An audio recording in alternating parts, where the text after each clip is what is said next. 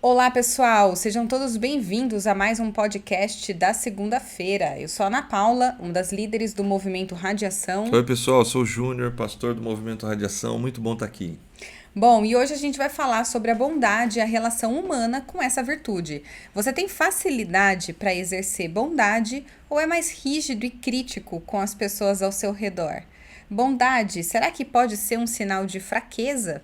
A gente vai conversar sobre isso daqui a pouco.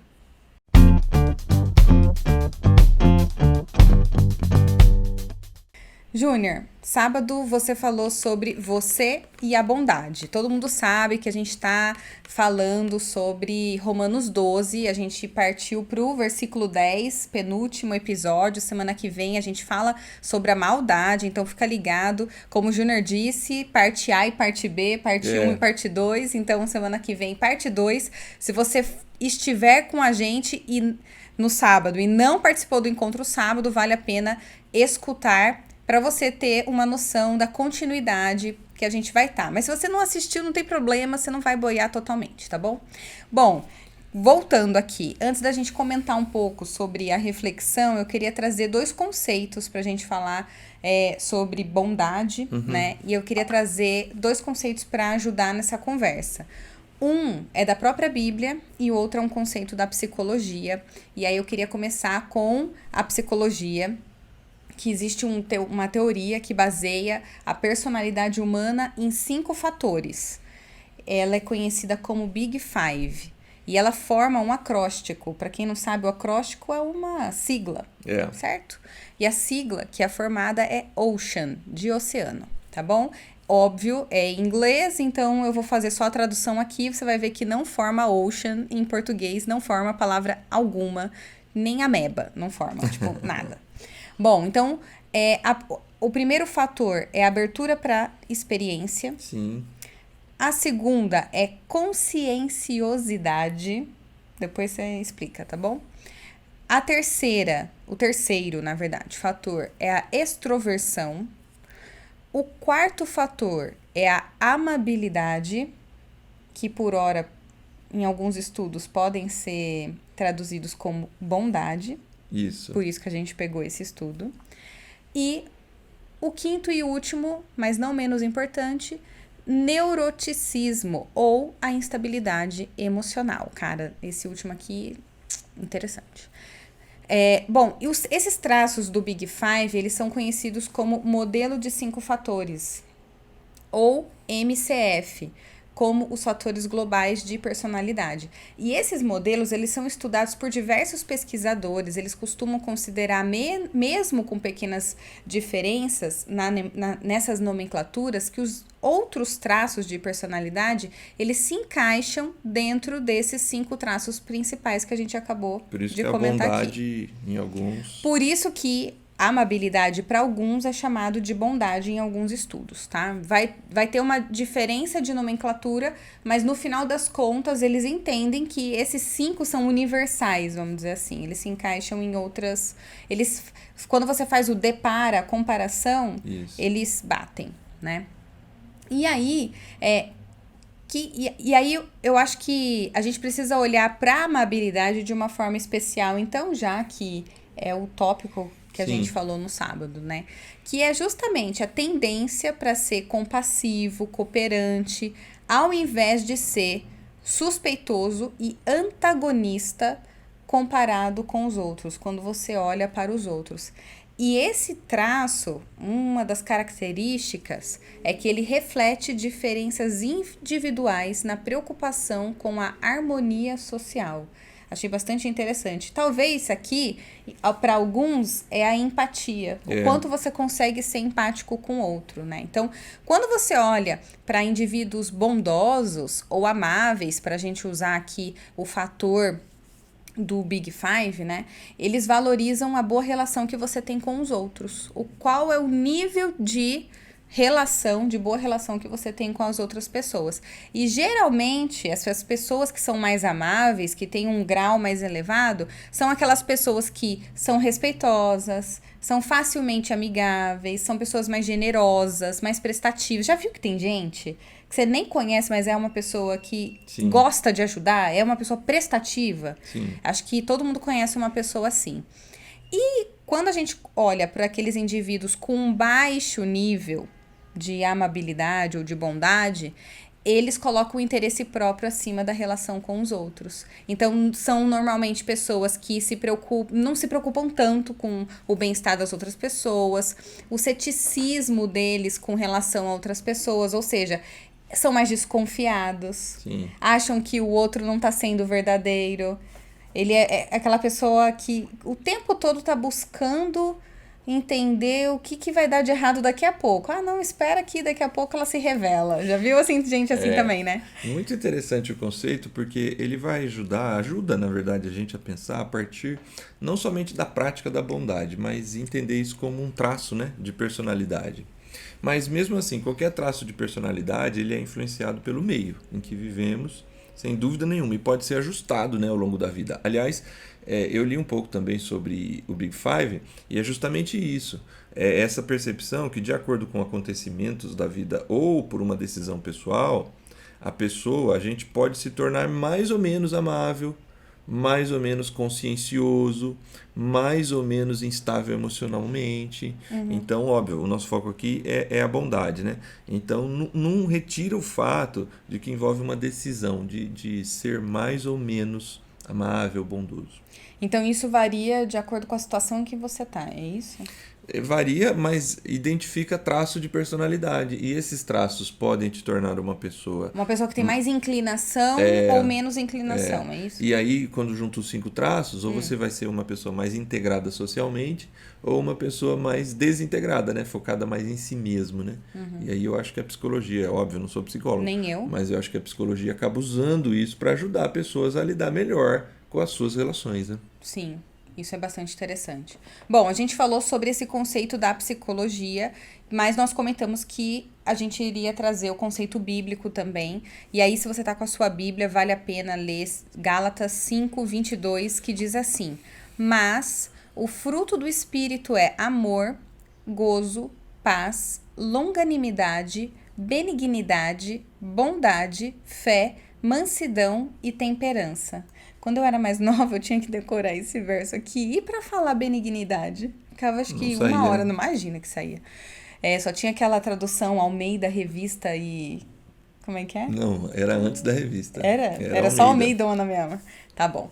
Bom, então, mais uma vez, a gente olha a bondade como um elemento, um fator que compõe o que Paulo chama de fruto do Espírito. Muita gente confunde, gente, falando que esses são os frutos do Espírito. Não. A junção de todas essas características aqui formam o fruto do Espírito. Posso dizer isso? Pode, é isso mesmo. É um único fruto que envolve todas essas coisas. Mas você percebeu que no início do verso que você leu... É tipo a mandioca brasileira, né? Tem vários... Não é? Não tem um lance assim que a mandioca ela serve para fazer 1 milhão de coisas? Não? No Brasil, No né? Brasil, Tem. as propriedades servem para fazer muita coisa, não só de comer. Bom, mas o que eu queria destacar é que o verso que você leu começou com mas. Mas Sim. o fruto do Espírito porque justamente nos versos anteriores, se você quiser ler Gálatas 5, Paulo apresenta fatores que ele vai chamar de obras da carne. Ou resultados de um pensamento a partir da natureza pecaminosa. As corrupções humanas, como inimizades, iras, inveja, homicídio e outras coisas que estão lá destacadas. Existe, parece que, uma tendência interna no ser humano a pender para atitudes e valores que levam a uma cultura de ódio, de destruição, de pensar só em si mesmo e não nos outros. Por isso, para Paulo, novos valores são possíveis a partir da ação do Espírito, aquele que vai nos conectar com Jesus e seus valores e que aí vai dar fruto, o fruto que ele chama fruto do Espírito. Sim, bastante interessante. Bom, então assim, agora que a gente tem o conceito tanto da psicologia, um conceito bíblico, a gente vai entrar na reflexão de sábado. E você disse que a gente pratica ou tem tendências de praticar a bondade conveniente. Ou Isso. seja, a gente faz o bem para quem faz o bem.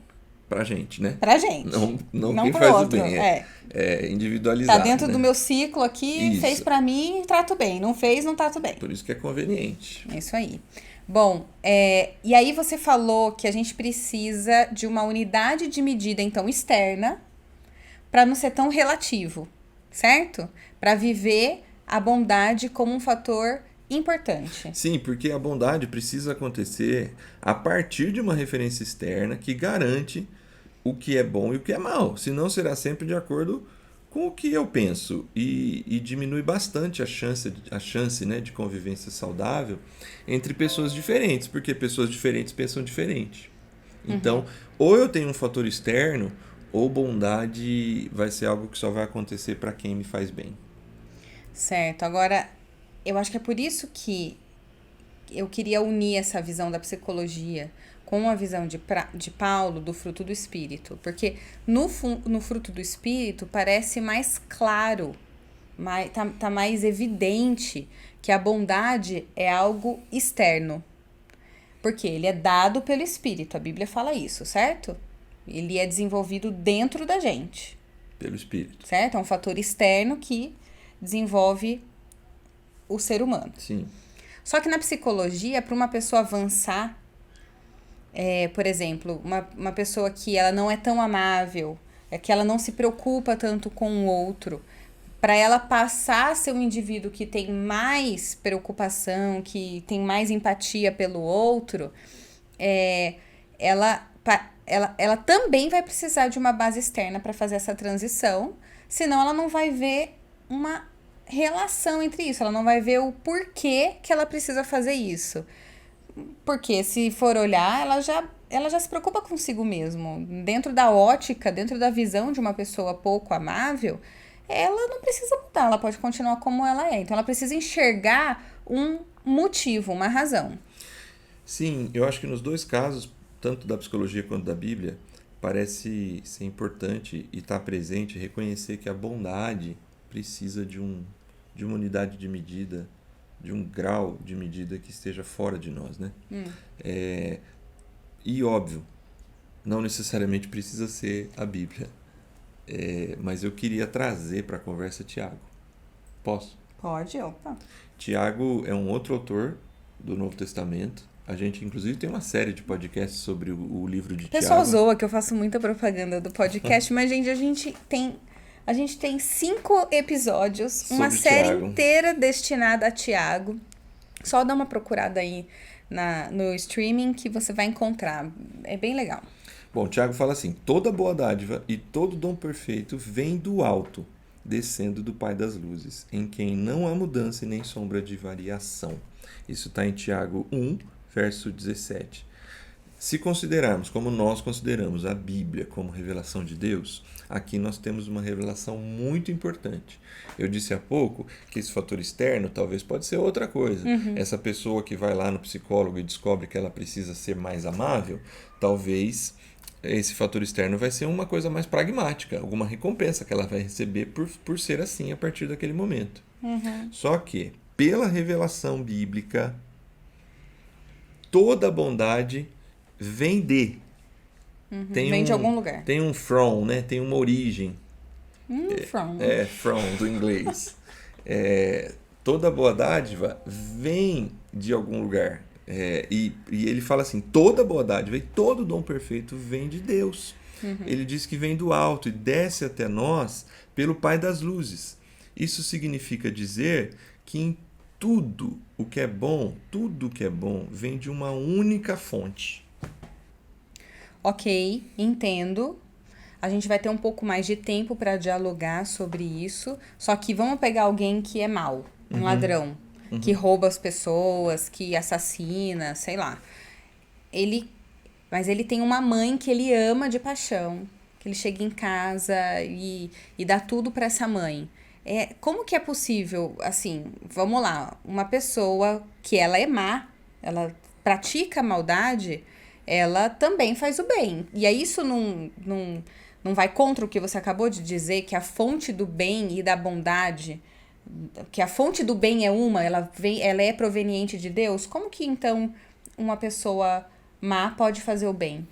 Eu acho que o seu argumento só reforça o conceito da mesma origem. Vamos perceber o que o Tiago faz? Ele relaciona bondade e luz, né? Todo Certo. dom perfeito, toda bondade vem de quem? Do Pai Pai das das luzes. luzes. Então, é como se bondade e dom perfeito originasse no Pai das luzes, Ok. certo? E é ele quem dá. Então, vamos lá. O escuro pode produzir luminosidade? Não. As trevas? A treva é a ausência de luz. Isso. Algo externo precisa entrar no ambiente. Nesse exato momento, a escuridão desaparece, certo? Um quarto escuro, eu acendo a luz, acabou a escuridão. Eu apago a luz, a escuridão volta. Isso porque a escuridão, nesse sentido, ela é neutra, passiva até, inclusive. Quem tem atividade é a luz. Se a luz se apaga, resultado, escuro. Se a luz se acende, resultado, ambiente iluminado. Assim vai funcionar com a bondade nessa lógica. Ela é ativa. Uma pessoa má, como você citou aí, ao praticar algo de bom, ela não consegue encontrar referência para fazer essa bondade. Ela não consegue encontrar a origem dessa sua bondade no ódio dentro dela, na ira dentro dela, na maledicência, na violência dentro dela. Ela só encontra a possibilidade de fazer o bem por causa do amor dentro dela, da preocupação positiva que ele nutre pela mãe, por exemplo, como foi o exemplo que você usou. Então, todo o bem, seja feito por quem for, se origina por causa da bondade de sua fonte e não por causa do agente em si. Ou seja, se nós somos imagem e semelhança de Deus, veja, nós não somos um pedaço de Deus. Não. É importante diferenciar esse conceito, porque muita gente acha que nós somos Deus, certo? Se nós somos imagem e semelhança de Deus, e Deus é amor, logo, essa partícula do amor, da bondade, ela habita em nós, certo? Um pouco disso tem dentro de nós, mesmo na pessoa mais má, se ela consegue fazer algo de bom, não é por causa da maldade, mas da bondade. Porque essa pessoa também, ela é imagem e semelhança de Deus, ainda que esteja afastada ela de esteja Deus. afastada disso. Sim. Por isso que quando a gente faz uma ação de solidariedade, depois a gente se sente bem, sabia? Eu sei que a gente se sente bem, mas o que você está querendo dizer? Que essa partícula do amor, quando a gente faz o bem ao próximo, quando a gente pratica a bondade, isso se reflete, eu acho que isso reforça a imagem e semelhança que existe de Deus em nós. Bom, ok. Então, voltando para o texto, né, você destacou as duas possibilidades que Paulo traz sobre essa ideia de ter capacidade de exercer bondade. Sim, Paulo, em Romanos 12, traz dois fortes argumentos para termos uma nova mentalidade. A primeira, eu devo fazer bem aos outros porque passo a considerá-los como membros da família. Você usou isso na sua Paulo reflexão. diz assim, esforcem-se para tratarem todos com amor fraternal. E amor fraternal é uma outra forma de dizer ter o mesmo amor que você tem pela sua família. Isso não significa que eu precise me relacionar com todo mundo da mesma maneira, né? Não, impossível isso. Ah, tá. Porque no RH a gente fala que RH abraça a árvore, né? Assim, é uma expressão que a gente usa. Eu acho que a gente achar que ser bondoso ou tratar todo mundo como membros da sua família é tratar todo mundo igual, com o mesmo nível de amor, eu acho que é abraçar a árvore. Não, então, aí que tá. Quem ouvir a reflexão lá vai ver. Mesmo membros da família, a gente não tem às vezes uns ódiozinhos de membro da família, a gente não tem umas raivas, não nos fazem passar raiva. Esposo, filhos. E outra personalidade tios. Bate mais com um do que com o Isso. outro. Acho que até Jesus tinha os discípulos, dentro dos discípulos ali, ele tinha uma rede mais próxima, mais né? próximas, lógico. Mas o que acontece? No fim das contas é família, não é? Sim. Então, assim, tem um processo ali de até briga, discussão, de distanciamento, mas é família. Então, eu acho que essa é a mentalidade. Essa é a nova mentalidade que Paulo quer trazer, essa nova mente. A ideia é assim, tente ter essa mentalidade, né? O segundo argumento vai nessa linha também. Reside essa nova mentalidade reside numa capacidade de exercer bondade num ambiente difícil, onde há crise, onde há desespero ou preocupações excessivas. Paulo fala assim: alimente na sua mente a alegria, a paciência e a perseverança. Quando você falava, eu, escutando a reflexão no sábado, eu ficava pensando, puxa, isso é tão legal, é você quebrar um ciclo de violência. Sim. E pode ser uma violência verbal, pode ser uma violência física, atos de violência, né? Porque você já viu tantas histórias que é assim, nossa, mas por que tem essa rixa? Nem sei mais. Nem sabe. Foi passado de geração em geração. Ou começou com algo tão pequeno que hoje você não sabe mais o porquê. E quantos casais a gente já não aconselhou? Quantos casais que a gente já não aconselhou porque um não dá o braço a torcer? E fica na guerra de, eu não cedo, eu não vou ceder. Toda vez sou eu que cedo, dessa vez eu não vou ceder, né? Então, quando existe esse desequilíbrio também, da bondade aí, de querer cessar o mal. Porque no final das contas, Isso. o que a gente quer? É diminuir, é quebrar esse ciclo da maldade. Isso. Às vezes as pessoas que nos fazem mal, inclusive, talvez a melhor atitude de amor, às vezes, é afastar-se delas mesmo, pelo menos por um tempo. O problema, de novo, aqui está a raiz de amargura, né? Porque Paulo está trabalhando em todo o capítulo no conceito da transformação da mente, certo? No Júlia, mas verso eu acho 2. muito perigoso, porque assim, o que eu vejo dessas, sei lá, dessas teorias muito transcendentais que falam muito de afaste-se do mal que cerca você. Você precisa selecionar bem aonde você tá. Eu concordo que a gente tem que ter filtro e de verdade, tem gente que é tóxico mesmo, que você não quer por perto. Mas isso eu acho que faz parte do equilíbrio. Porque tem situação que você vai ter que encarar e você vai ser o agente de mudança na vida da outra pessoa. Porque muitas vezes pode ser um sinal de imaturidade. A pessoa não chegou ainda no ponto que você tá. E você já chegou. Então você vai agir de forma imatura? Vai baixar o nível como a outra pessoa tá agindo? Esse é o lance.